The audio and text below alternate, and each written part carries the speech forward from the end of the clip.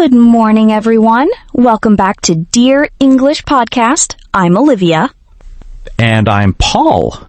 Good morning, I think. I'm still waking up, honestly.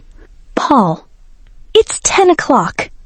I know. But I had a big cup of coffee this morning, and I pressed snooze maybe 3 times?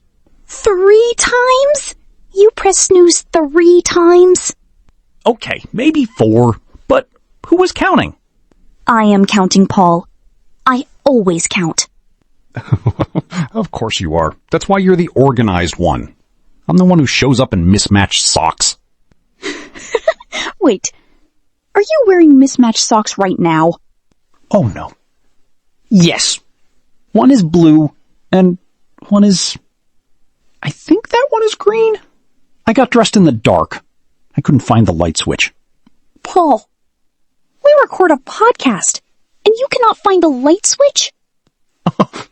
In my defense, the lamp was on the other side of the room.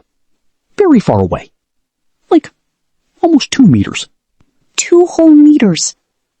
That is very far. It really is. I need a better morning routine. Well, today is a perfect day for that, because our topic today is exactly about routines. It's about your brain, and it's about English. Oh, tell me more. Today, we are talking about how to train your brain to think in English. Not translate, not go from your language to English, but to actually think directly in English. Oh, that's big. That is a very big topic. It is, and we have so much to share with you today. But first, before we start, a small favor. If you are new here, welcome to Dear English Podcast. We are so happy you found us. This channel is here to help you learn English through natural, easy conversation. No boring grammar lectures, just 2 friends talking, and you listen and learn. Yes, and if you enjoy what we do here, please click the like button right now. It's a small thing, but it helps us so much. And please subscribe to Dear English Podcast. Click the red subscribe button below this video. When you subscribe, you'll never miss a new episode. And we upload new episodes every single week. Every week! So hit subscribe, hit like, and let's learn English together. Okay, now let's talk about your brain. Paul, I have a question for you. When you first started learning English, what did you do inside your head? Okay, so I heard an English word, and then I immediately thought of the word in my... A very fun homework, I promise. Olivia, can I ask something? What about when the word is hard? Like, I know the photo, I know the feeling, but I don't know the English word yet. What do I do? Great question. This happens to everyone. And here is what you do. You describe it.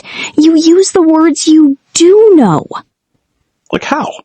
For example, you don't know the word kettle. You know it's the thing you use to make hot water. So in your English brain, you say, I need the hot water machine. The hot water machine! That is perfect English. You communicated. You thought in English. You didn't go back to your language. So I don't have to stop and look up the word? I just describe it? Exactly. Keep moving. Keep thinking in English. Look up the real word later. But don't stop your English brain to use your first language brain. Stay in English. I remember once I was in a cafe. I wanted to order something. I forgot the word for the small cup. You know, the small, strong coffee. Espresso? Yes, espresso. But in that moment, I blanked. So I said, can I have the small, very strong coffee? The little one? And the person said, oh, espresso? And I said, yes. And I learned the word forever. That is wonderful. That is the perfect example. You stayed in English, you described, you communicated, and you learned. And now espresso is in my photo album. Small cup, very strong. The cafe, the smell. That is a beautiful word photo. Now, Let's bring it all together, because we have some great vocabulary to review. Okay, everyone, this is our vocabulary review section. We will read the key words and phrases from today. Listen carefully. Repeat with us if you can. Let's go. The first phrase. Translate in your head. Translate in your head. This means you hear English, and then you think of the meaning in your first language. You make a translation inside your mind. Example sentence. I always translate in my head. It makes me slow. The second phrase. Think in English.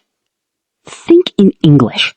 This means your brain goes directly to English words. No translation. You think in English, like a native speaker. Example. My goal is to think in English every day.